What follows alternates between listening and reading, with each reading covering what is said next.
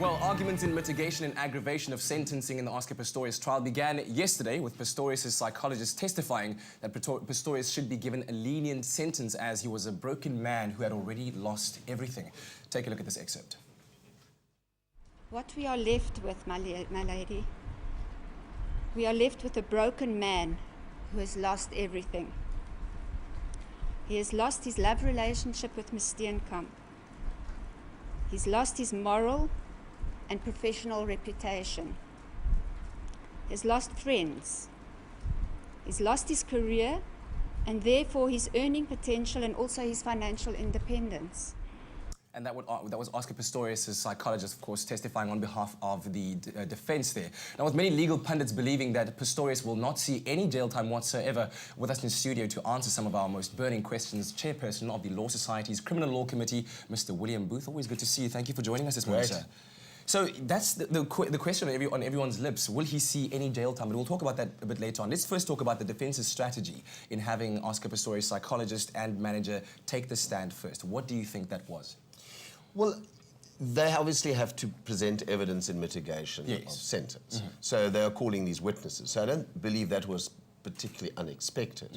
And their job is to present to the judge all the factors relating to Oscar's personal circumstances and the factors that they believe should persuade the judge to impose the sentence which is going to allow him to remain in society, a sentence of correctional supervision. Yes. And that is why this is all being presented. But we're not at the end yet of the presentation of all the evidence with regard to sentencing.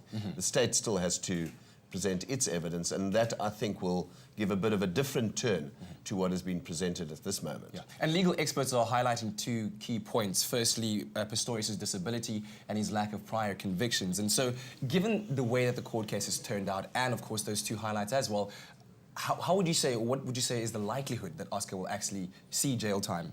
Well, the court has to look at three factors. That is Oscar's personal circumstances, the seriousness of the crime. Now, although it's culpable homicide, it is still a very serious crime. And the judge, during her ruling on the conviction, stressed that this was gross negligence.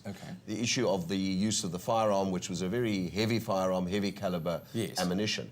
And then one has to obviously look at the dictates or the wishes of society, the community at large. And the court has to balance all those three factors. It's very difficult. I think sentencing procedure is probably the most difficult time for any judge or magistrate to decide. And, you know, some people are saying send him to jail, others are saying don't send him to jail. So look, jail time is a possibility, and I think, you know, the state is going to seriously push that, and it'll be interesting to see exactly what witnesses they are going to present to the court to try and persuade the judge not to impose a sentence of correctional supervision. Yesterday we heard Gerry Nel arguing that correctional supervision is too light a sentence. And it doesn't take into account the seriousness of the crime and what actually happened here. Somebody lost their life under very tragic circumstances. And given that, I mean, and knowing what the state's approach has been so far, if we paint the scenario where Oscar does not go to jail, would you think that the state would still then be inclined to go back and appeal the sentencing and, of course, the conviction as well? Well, there's a question of whether they can appeal the conviction. That they can only do on a legal basis. But on the sentencing, they could appeal that if they feel that it's too light a sentence. But, you know, on the other hand, correctional supervision, house arrest, community service, attending various programs, anger management program, maybe coupled with compensation, is also a fairly heavy sentence. And we know that Oscar has certain disabilities. We know he had certain emotional issues at the time. The court's got to look at that as well. But there are many people in jail serving long time jail who have disabilities and who, in fact, are terminally ill. Wow.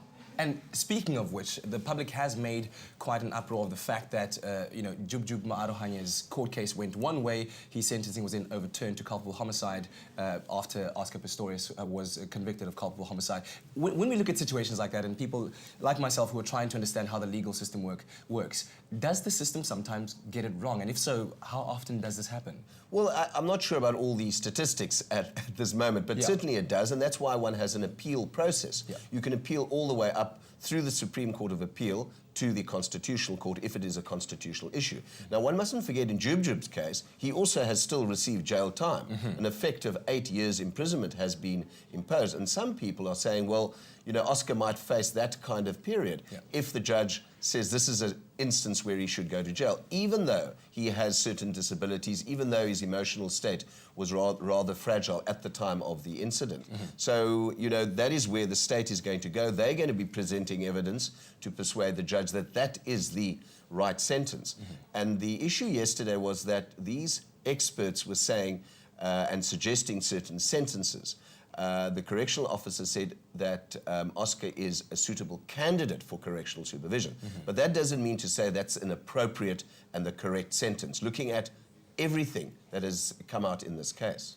So thank you very much. Thank you. Always appreciate having you here.